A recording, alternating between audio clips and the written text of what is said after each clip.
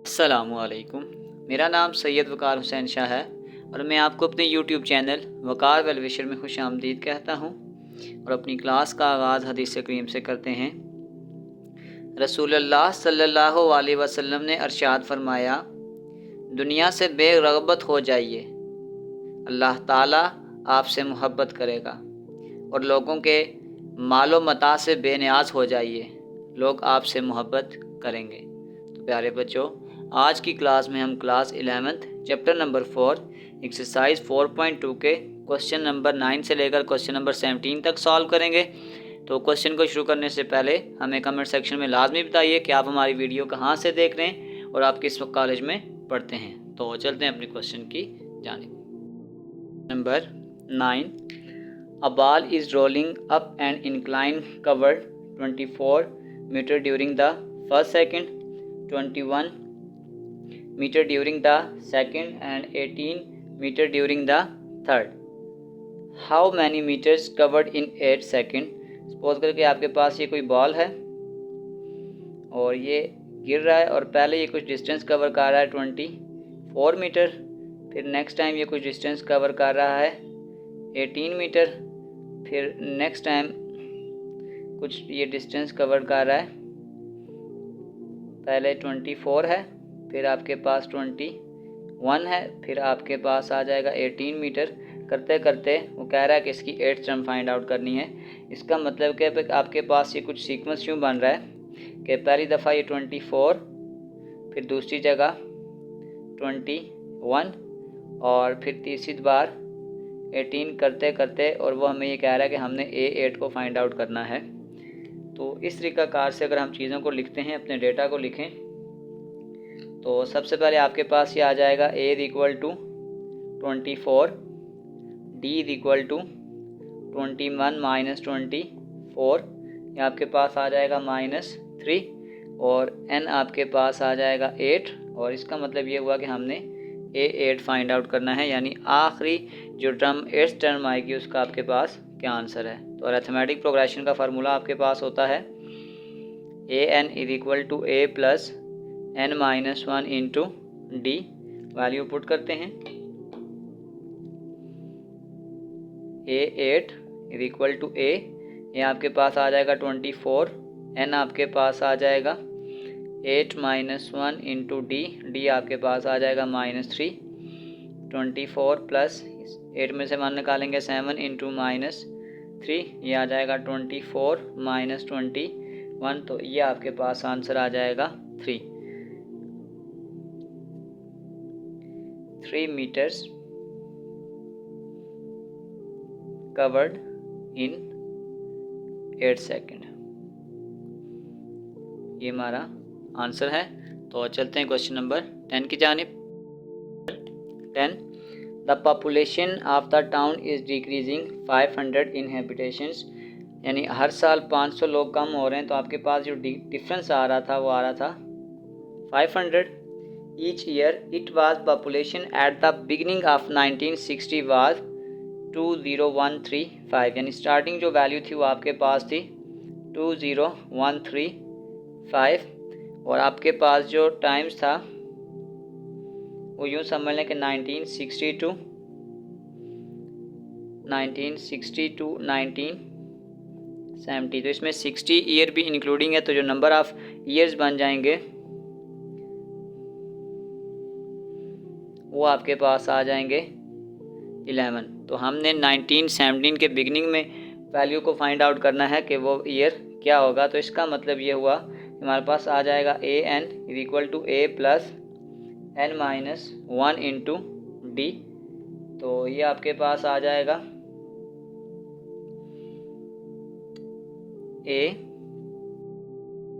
A11 is equal to, value में enter कर देता हूँ, A आपके पास आ जाएगा फर्स्ट वैल्यू 20135, N आपके पास आ गया number of year 11 -1 into D आपके पास आ जाएगा 500। तो ये आपके पास आ जाएगा 20135 प्लस 11 में से 1 निकालेंगे 10 इंटू 500, तो ये आपके पास आ जाएगा 20135 प्लस ये आ जाएगा 5000। तो बस इसमें हम इसको ऐड कर देते हैं 135 प्लस, तो ये आपके पास आ गया है। अच्छा, एक चीज़ हमारे पास गड़बड़ करें कि हमारे पास जो पॉपुलेशन डिक्रीज हो रही थी, तो यानी इंक्रीज़ नहीं हो रही थी, यहाँ पे हमें माइनस का साइन लगाना पड़ेगा। यहाँ पे आपके पास माइनस आएगा, यहाँ पे आपके पास माइनस आएगा, ये आपके पास माइनस हो जाएगा। तो इसको हम प्लस नहीं करेंगे बल्कि हम इसको माइनस करेंगे। 20135 माइनस, तो ये आपके पास आ जाएगा 15135, 15135, ये आपके पास आंसर है। और यहाँ पे मैं लिख देता हूँ कि D is equal to minus 500 because of decreasing.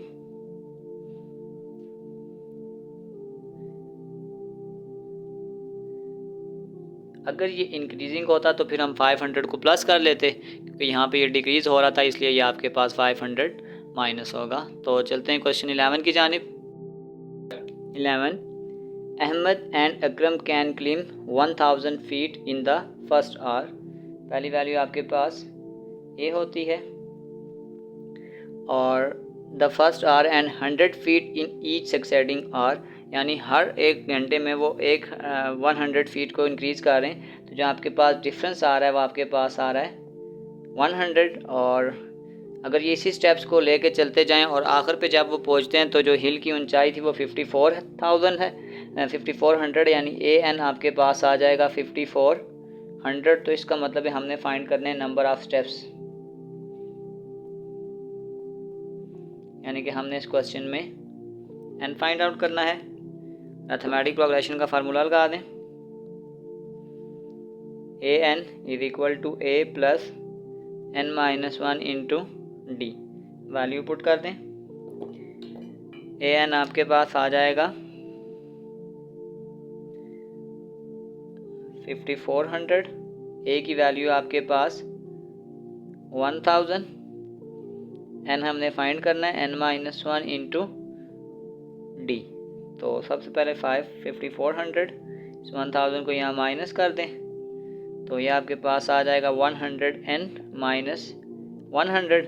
5400 में से 1000 निकालेंगे आ जाएगा 4400, और ये माइनस 100 इधर आके प्लस 100 हो जाएगा इज इक्वल टू 100 एन। तो ये आपके पास आ जाएगा 4500 इज इक्वल टू 100 एन। इस 100 को यहाँ डिवाइड कर दें, तो ये आपके पास आ जाएगा n इज इक्वल टू 45। तो 45 steps to reach 45 steps to reach the top of hill,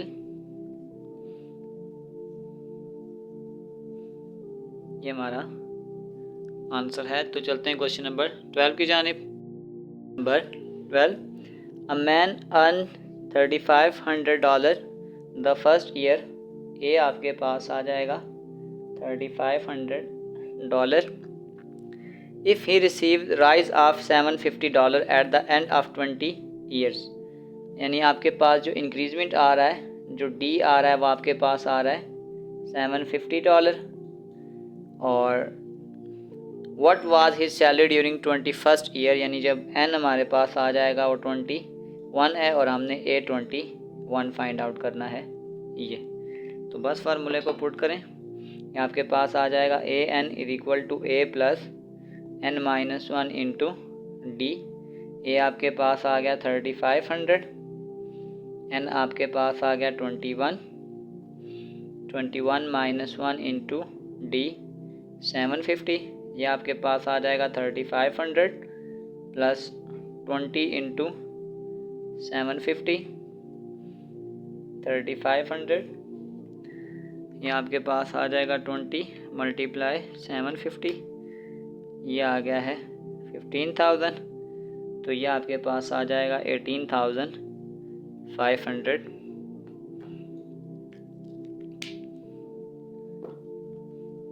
ये आ जाएगा 18,500 salary during 21st year of work।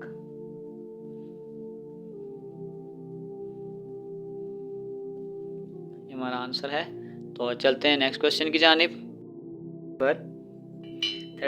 Question number 13 को सॉल्व करने से पहले हमारे पास अरिथमेटिक मीन का एक जनरल फार्मूला होता है कि a+b डिवाइडेड बाय 2। तो अगर हम इस फॉर्मेट में क्वेश्चन को लेके जाएंगे तो हम ये करेंगे, let a is equal to 12, b is equal to 18। Formula put कर दें कि आपके पास जो अरिथमेटिक मीन का फार्मूला जनरल होता है वो आपके पास होता है कि a+b divided by 2। Value put कर दें, ये आ जाएगा 12 + 18 डिवाइडेड बाय 2, ये आ जाएगा 30 डिवाइडेड बाय 2। तो ये आंसर आपके पास आ जाएगा 15 और ये आपका आंसर है। सेकंड पार्ट का भी वही फॉर्मेट बनाएंगे, a इज इक्वल टू 1/3 और b is equal to 1/4। Arithmetic mean वो आ जाएगा a+b divided by 2। Value put कर दें, a आपके पास आ जाएगा 1/3, b आपके पास आ जाएगा 1/4 divided by 2। 4 3s are 12, cross multiply, 4 1s are 4 + 3 1s are 3 divided by 2। नीचे कुछ नहीं है तो 1 डाल दें, वो आपके पास आ जाएगा 7/12 मल्टीप्लाई, ये आ जाएगा 1/2। तो ये आपके पास आ जाएगा 7/24 और ये हमारा आंसर है। तो चलते हैं नेक्स्ट पार्ट की जानिब। a की वैल्यू -6, b की वैल्यू -2 1 6। बस फार्मूले में पुटिंग डाल दें, ये आपके पास आ जाएगा -6 -2 1 6 डिवाइडेड बाय 2। तो ये आपके पास आ जाएगा -2 2 2 डिवाइडेड बाय 2। इसकी कटिंग करेंगे, आ जाएगा -1 1 1 और ये हमारा आंसर है। Fourth part, let a is equal to a+b का whole square, b is equal to a-b का होल स्क्वायर। फार्मूला पुट कर लें, ये आपके पास आ जाएगा arithmetic mean a+b divided by 2। a की वैल्यू पुट कर दें, a आपके पास है a+b का होल स्क्वायर प्लस a-b का होल स्क्वायर डिवाइडेड बाय 2। ऐसे इसका एक जनरल फार्मूला भी है डायरेक्ट, लेकिन मैं ओपन करके लिखूँगा।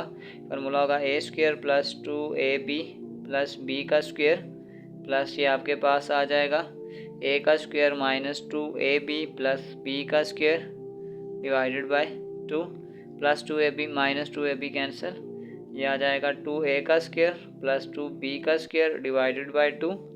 2 कॉमन कर लें, a² + b का स्क्वायर डिवाइडेड बाय 2। ये 2 इस 2 से कैंसिल हो जाएगा, तो आपके पास आंसर आ जाएगा a का स्क्वायर प्लस b का स्क्वायर और ये हमारा आंसर है। चलते हैं क्वेश्चन नंबर 14 की जानिब। Part number 1, insert 3 arithmetic mean between 6 and 41। तो format, let a1 a2 and a3 are 3 arithmetic means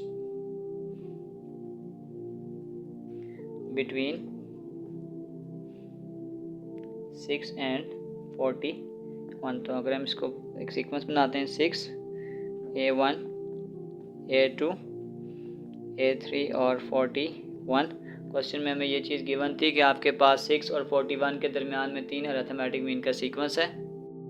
तो अब आप इसको यूँ समझ लें कि आपके पास a1 है, a2 a3 a4 और a5।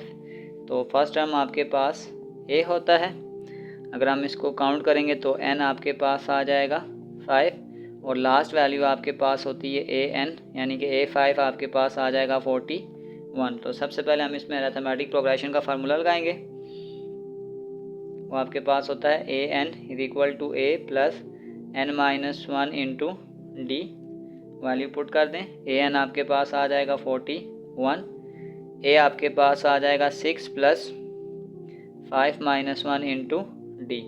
41 - 6 is equal to 4d। तो ये आपके पास आ जाएगा, 41 में से 6 निकालेंगे, आपके पास आ जाएगा 35 और 4d। तो ये आपके पास आ जाएगा 35 divided by 4 is equal to D. ये हमने डी का आंसर निकाल लिया। अब आपने एक चीज़ का ध्यान रखना है, मैंने आपको ये पिछले लेक्चर में हम डिस्कस कर चुके हैं 4.1 में, कि अगर हम सीक्वेंस से आगे जाते हैं तो डी को प्लस करते हैं, और अगर किसी जगह से पीछे आते हैं तो डी को माइनस करते हैं। तो अगर मैं A1 का फार्मूला बनाता हूँ, वो आपके पास आ जाएगा A प्लस डी। तो A आपके पास आंसर था, A का आंसर आपके पास 6 है, D आपके पास आ गया 35/4। तो ये आ जाएगा 6 4 24 प्लस 35 डिवाइडेड बाय 4। तो पहला आंसर आपके पास आ जाएगा 5 और 4 9, यानी कि 59 डिवाइडेड बाय 4। ये आपके पास पहला आंसर है A1 का। इसी तरीकाकार से अगर मैं अब A2 का आंसर बनाता हूँ, A2, तो A2 के पीछे लिखा हुआ है A1, तो ये आ जाएगा A1 प्लस D।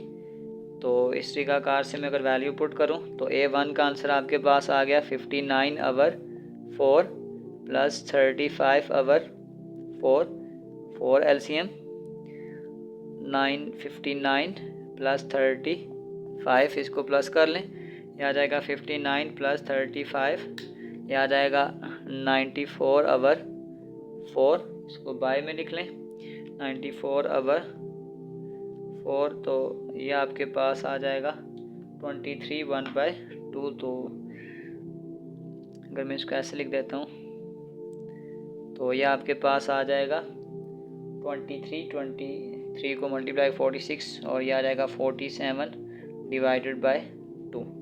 फिर इसी तरीकाकार से मैं अगर इसका A3 का फार्मूला बनाता हूँ तो A3 आपके पास आ जाएगा A2 प्लस D। A2 में मैं पहले इस चीज़ को इस तरीकाकार से लिख लेता हूँ ताकि मुझे एलसीएम ना लेना पड़े। 94/4 प्लस D आ जाएगा 35/4। तो ये आपके पास आ जाएगा 94 प्लस 35, ये आ गया 129/4, 129/4। इसको अगर हम सिंपल करके लिखेंगे तो ये आ जाएगा 32 1/4। तो इसको मैं अगर ऐसे लिख दूँ 32 1/4, तो ये यही चीज़ बनती है। तो बस इसको हम इसी फॉर्म में लिखेंगे। तो हमने इसमें 3 आंसर निकालने थे। A1 पहला आंसर, A2 दूसरा आंसर, और A3 आपके पास आ जाएगा 129/4। हमने इसमें ये 3 आंसर ही निकालने थे।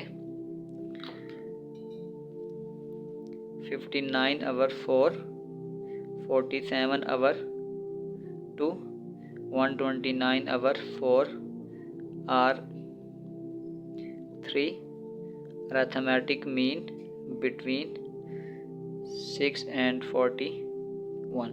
ये हमारे आंसर थे। चलते हैं इसके पार्ट बी की जानिब। 2 insert 4 arithmetic mean between 17 and 32। तो लेट करते हैं कि A1, A2, A3 and A4 are 4 arithmetic means between 17 and 32। तो अगर मैं इसके अब सीक्वेंस को लिखता हूँ तो ये आपके पास आ जाएगा 17, A1, A2, A3, A4, और फिर आपके पास आ जाएगा 32। तो अगर मैं इसको चार्ट लिखूँ तो आपके पास आ जाएगा A1, A2, A3, A4, A5 और A6। इसका मतलब ये हो गया कि आपके पास A की वैल्यू आ गई है 17, AN आपके पास आ जाएगा 32, N की वैल्यू आपके पास 6 है। सबसे पहले मैं यहाँ D निकालूंगा। तो अरिथमेटिक प्रोग्रेशन का फार्मूला आपके पास होता है AN is equal to A plus N-1 into D। Value put कर दें। AN आपके पास आ जाएगा 32, A का पहला आंसर है 17 प्लस 6-1 इंटू D। 32 में से 17 को माइनस कर दें और ये आपके पास आ जाएगा 5D। तो ये आ जाएगा 15, इस 5 को यहाँ डिवाइड कर दें तो ये आपके पास जो D का आंसर आ जाएगा वो आ जाएगा 3। अच्छा, अब मैं इसको आपको दो तरीके से समझाता हूँ। हमारे पास जो ये A1 है, ये तो सिंपल है, ये आपके पास आ जाएगा A प्लस डी। अब एक आंसर आपके पास 17 है, और अगर इसमें डी को ऐड करते हैं तो ये आ जाएगा 17 प्लस 3 20। तो A2 जो है ना, इसका आंसर हम दो तरीके से निकाल सकते हैं। एक ये लिख सकते हैं कि A1 प्लस डी, और इसको ऐसे भी लिख सका जा सकता है A प्लस 2D। दोनों तरीके से आंसर सेम आएंगे। मैं आपको एक तरीकाकार बता देता हूँ। जैसे A1 का आंसर हमारे पास 20 है, प्लस 3 करेंगे तो ये आ जाएगा 23। और अगर मैं इसको इस तरीकाकार से करता हूँ 17 प्लस 2 इंटू 3, ये आ जाएगा 17 प्लस 6, तो ये आ जाएगा 23। मुझे ये मेथड आसान लगता है तो मैं इस मेथड को फॉलो करूँगा। फिर A3 है, A3 के पीछे आपके पास होता है A2, उसमें बस D को ऐड कर दें तो A3 आपके पास आ जाएगा 23 प्लस 3, ये आपके पास आ जाएगा 26। और A4 आपके पास आ जाएगा A3 प्लस D, तो ये आपके पास आ जाएगा 26 प्लस 3, ये आपके पास आ जाएगा 29। तो 4 अरिथमेटिक मीन भी हमारे पास आ जाएंगे 20, 23, 26 and 29 are 4 arithmetic means between 17 and 32। चलते हैं क्वेश्चन नंबर 15 की जानिब। 15 for what value of n an plus 1 plus bn plus 1 our an plus bn is the arithmetic mean between a and b। तो हमारे पास अभी हमने एक जनरल फार्मूला पढ़ा था, arithmetic mean of a and b is, तो वो आपके पास था a plus B divided by 2। तो आप ये समझ लें कि जो a plus B divided by 2 है, ये हमने अरिथमेटिक मीन निकाला है। अब हमें उसने खुद से एक अरिथमेटिक मीन दिया हुआ था कि अगर आपके पास ये वैल्यू इस वैल्यू के बराबर है तो इसको हम यूँ लिखते हैं an plus 1 plus bn plus 1 divided by an plus bn is equal to, अगर इसी वैल्यू के बराबर है तो ये आ जाएगा a plus B divided by 2। Cross multiply कर लें, आ जाएगा 2 into an plus 1 plus bn plus 1 is equal to a plus b into an plus bn। ये आपके पास आ जाएगा 2an plus 1 plus 2bn plus 1। इस a को इसके साथ मल्टीप्लाई करेंगे तो ये आ जाएगा a पावर 1 है, तो ये आपके पास आ जाएगा a1 into an plus a b power n plus b a power n into b power n।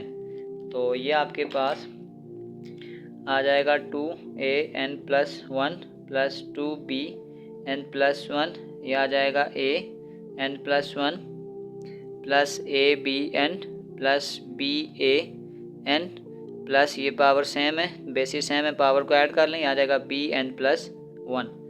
तो इस वैल्यू को लाकर इधर माइनस कर दें, ये आपके पास आ जाएगा 2an प्लस 1, इधर आगे माइनस हो जाएगा an प्लस 1, फिर ये आ जाएगा 2bn प्लस 1, इस वैल्यू को लाके इधर माइनस कर दें, ये आ जाएगा bn प्लस 1, ये आपके पास आ जाएगा a b power n plus b a power n। तो 2 में से 1 निकालेंगे, ये आ जाएगा an plus 1 plus bn plus 1 is equal to, ये आ जाएगा a b power n plus b a power n। यहाँ से मैं इसको तोड़ के लिखूँगा, यानी आप ये समझ लें ये इसके साथ भी लिखा हुआ है और इसके साथ भी। इसका मतलब मैं इसको लिख सकता हूँ an into a1 plus bn into b1 is equal to a b power n plus b a power n। तो ये a पावर n सेम है, इस टर्म को मैं यहाँ लेकर आ रहा हूँ, ये आ जाएगा an इंटू a1, इधर आके माइनस हो जाएगा, ये आ जाएगा b a पावर n, इस टर्म को मैं उधर लेके जा रहा हूँ, ये आ जाएगा a b n minus B N into B power 1। अब जो चीज़ इसमें कॉमन है वो हम कॉमन लेते हैं। यहाँ से अगर मैं ये a पावर n कॉमन लेता हूँ, a पावर n अगर मैं कॉमन ले लूँ तो ये आपके पास आ जाएगा a माइनस बी,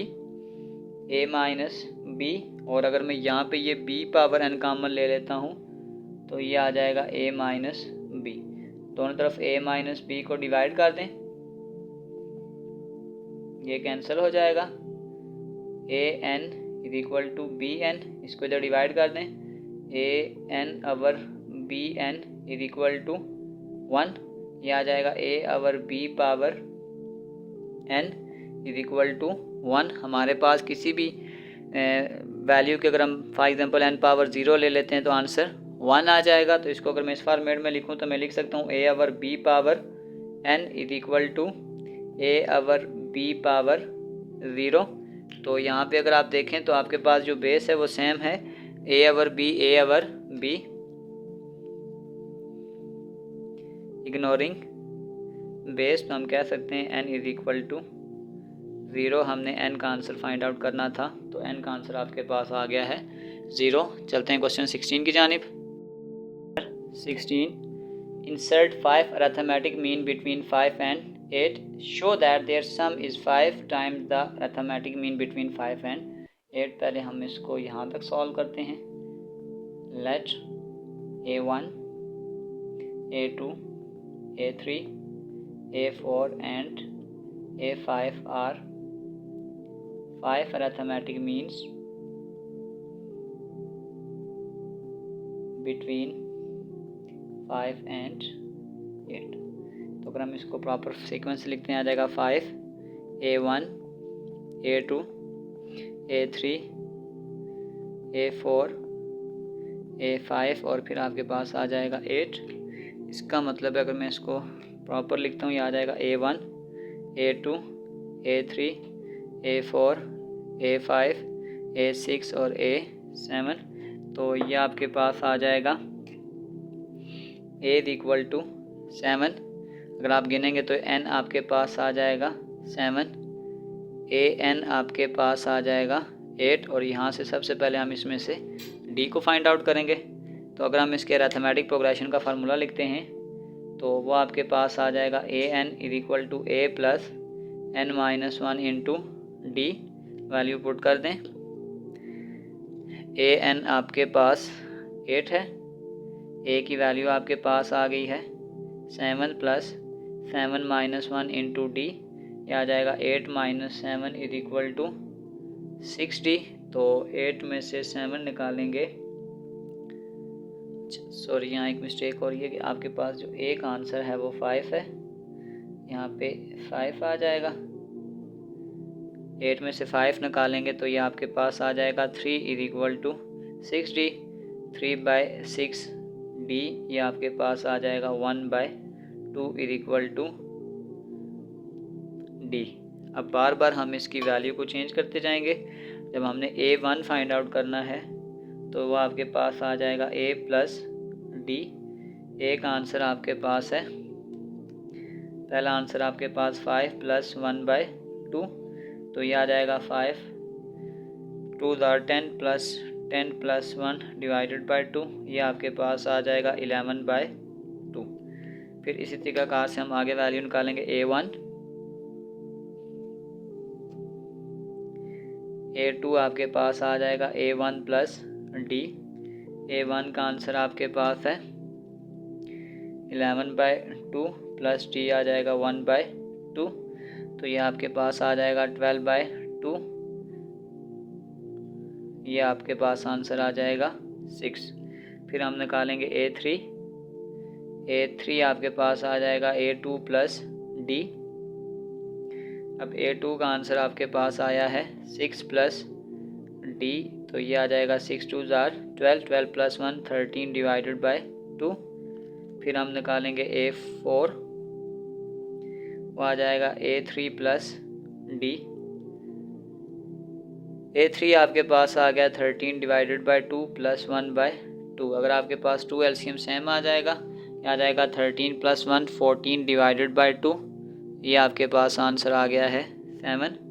फिर इसी तरीक़ाकार से हम a5 निकालेंगे। a5 आपके पास आ जाएगा a4 प्लस d।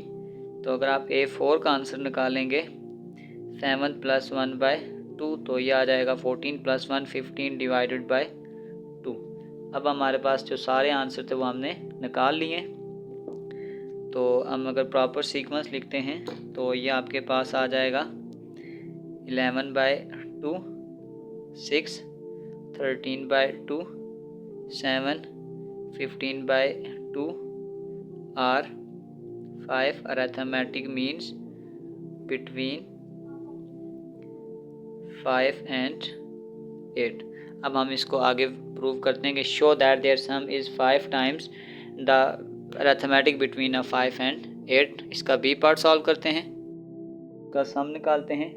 वो आ जाएगा A1 plus A2 plus A3 plus A4 plus A5. Value put करते हैं. A1 का आंसर आपके पास था 11/2 प्लस 6 प्लस 13/2 प्लस 7 प्लस 15/2. तो यहाँ पे अगर हम एलसीएम ले लेते हैं 2, यहाँ आ जाएगा 11. यहाँ पे 2 मल्टीप्लाई होगा तो ये आपके पास आ जाएगा 12 प्लस 13, 7 2s are 14 प्लस 15. इस सब को अगर हम प्लस करते हैं तो ये आपके पास आ जाएगा 65 डिवाइडेड बाय 2. इस इक्वेशन को अगर हम इक्वेशन 1 कंसीडर करते हैं. अब जो 2 नंबर उसने हमें दिए थे, अगर हम उसका अरिथमेटिक मीन निकालते हैं, अरिथमेटिक मीन ये आ जाएगा a plus B divided by 2. उसने हमें 5 और 8 का कहा हुआ था. ये आ जाएगा 5 प्लस 8 डिवाइडेड बाय 2. तो ये आपके पास आ जाएगा 13 डिवाइडेड बाय 2, इक्वेशन नंबर 2. तो हमें ये चीज़ गिवन थी कि जो आपके पास सम होगा वो आपके पास 5 times of arithmetic mean between a and b. तो आपके पास जो सम हमने निकाला था वो आपके पास है 65/2 और ये आपके पास आ जाएगा 5. अरिथमेटिक मीन हमने निकाला है 13 डिवाइडेड बाय 2. तो ये आ जाएगा 65/2 इक्वल टू 65/2. इक्वेशन सेटिस्फाइड का आ रही है. लेफ्ट हैंड साइड आपके पास राइट हैंड साइड के इक्वेशन आ रही है, तो हम कह सकते हैं सम is 5 times the arithmetic mean of 5 and 8 और ये हमारा आंसर है. चलते हैं क्वेश्चन नंबर 17 की तरफ. 17. There are N arithmetic mean between 5 and 32 such that the ratio of the third and the seventh mean is 7:13. Find the value of N. एक general format बनाते हैं. Let there are A1 A2 A3 AN are arithmetic means between 5 and 32. तो आपके पास आ जाएगा 5 A1 A2 A3 AN और ये आपके पास आ जाएगा 32. तो इसका मतलब है, मैं अगर प्रॉपर लिखता हूँ, ये आ जाएगा A1 A2 A3 A4. ये आपके पास यहाँ पे एक वैल्यू यहाँ पे ये इंक्रीज हो गई है, तो ये आपके पास आ जाएगा AN+1. ये आपके पास आ जाएगा AN+2. तो यहाँ से अगर आप देखें तो आपके पास पहली टर्म आ जाएगी A = 5, लास्ट टर्म आ जाएगी AN+2 = 32. अब आपने एक चीज़ का ध्यान ये रखना है कि हमें इसमें एक रिलेशन दिया गया था कि the third and the seventh. तो अगर आप ये थर्ड देखें तो ये आपके पास कौन सी वैल्यू है, तो ये आपके पास आ जाएगी A4. और अगर आप इस तरीक़ेकार से सेवन्थ वैल्यू देखेंगे तो उसमें एक वैल्यू हमारे पास इंक्रीज़ हो जाएगी, तो ये आपके पास आ जाएगी A8. और इसमें हमें उसने रेशियो का जो आंसर दिया था 7/13 है. ये देख सकते हैं क्योंकि ये A जो 3 है ये A4 इसलिए कि स्टार्ट में हमें एक वैल्यू इंक्रीज़ मिली हुई थी दोनों तरफ से. तो अगर हम यहाँ से काउंटिंग करेंगे, अगर आपके पास ये A8 होगा तो यहाँ पे 9 आ जाएगा, यहाँ 7 होगा तो ये आपके पास नीचे सीक्वेंस में अगर आप देखेंगे तो ये A8 हो जाएगा. और इस A4 की वैल्यू अगर मैं लिखूँ तो मैं इसको ये लिख सकता हूँ A+3D और इस A8 को मैं लिख सकता हूँ A+7D = 7/13. क्रॉस मल्टीप्लाई कर दें, ये आ जाएगा 13 × A+3D = 7A+7D. तो ये आ जाएगा 13A 39D = 7A+49 49D। तो ये आ जाएगा 13A, ये 7 है इधर आके माइनस हो जाएगा, और ये 49D, ये प्लस 39 इधर जाके माइनस 39D हो जाएगा। तो 13A में से अगर हम 7A निकालेंगे तो ये आपके पास आ जाएगा 6A, और 49 में से अगर हम के पास आ जाएगा 10D। इसको अगर हम इक्वेशन 1 कंसीडर करते हैं, और इस इक्वेशन में अगर हम यहाँ से मैं ये लिखता हूँ कि 6A is equal to 10D। ए की वैल्यू हमारे पास फर्स्ट टर्म गिवन थी, तो ये आ जाएगा 6 into 5 is equal to 10D। ये आ जाएगा 30 डिवाइडेड बाय 10। तो D की वैल्यू अगर हम निकालेंगे ये आपके पास आ जाएगा 3। D का आंसर हमने निकाल लिया है 3। अब हम बाकी वैल्यू को फाइंड आउट करते हैं। अरिथमेटिक प्रोग्रेशन का जनरल फार्मूला होता है, वो होता है AN is equal to A plus N minus 1 into D। AN आपके पास लास्ट वाली वैल्यू होती है, तो लास्ट वैल्यू आपके पास आ गई है 32। A आपके पास होती है first value plus N minus 1 into D। D का आंसर भी हमने निकाला था 3, तो ये आ जाएगा 32 minus 5 is equal to 3N minus 3। तो ये आपके पास आ जाएगा 27 is equal to 3N minus 3, 27। ये आ जाएगा plus 3 is equal to 3N, तो ये आ जाएगा 30 डिवाइडेड बाय 3। तो ये आपके पास आ जाएगा 10। N इज इक्वल टू 10 हमारे पास ये आंसर है 8 है। लेकिन यहाँ पे एक चीज़ का ध्यान ये रखना है कि दो वैल्यू उसने हमें खुद से दी हुई थी, तो remaining value N is equal to total value 10 है, और दो वैल्यू उसने हमें खुद से दी हुई थी। तो अगर हम उस वैल्यू को निकालेंगे, 10 में से 2 निकालेंगे, तो फिर हमारे पास आंसर आ जाएगा 8। यानी टोटल वैल्यू 10 है, उसमें से दो वैल्यू हमें गिवन थी। इन दो वैल्यू को अगर हम निकालेंगे तो अब हमारे पास जो फाइनल आंसर है वो 8 है। आखिर में एक छोटा पॉइंट 2 क्वेश्चन नंबर 9 से लेकर क्वेश्चन नंबर 17 तक कंप्लीट हो चुके हैं। डिस्क्रिप्शन में मैं इस पूरे चैप्टर के एक्सरसाइजेज के लिंक डाल दूंगा। अगर आपको किसी भी जगह मसला हो तो आप आसानी से जाकर वो क्वेश्चन देख सकते हैं। आखिर में एक छोटा सा मैसेज अपने देखने और सुनने वालों के लिए, ज़िंदगी के जिस मुकाम पर हो उसे तस्लीम कर लो, और ये भी तस्लीम कर लो कि यहाँ तुम हमेशा नहीं रहोगे। तो प्यारे बच्चों, अपना बहुत सारा ख्याल रखें। मिलते हैं अगली वीडियो में, तब तक के लिए अल्लाह हाफ़िज़।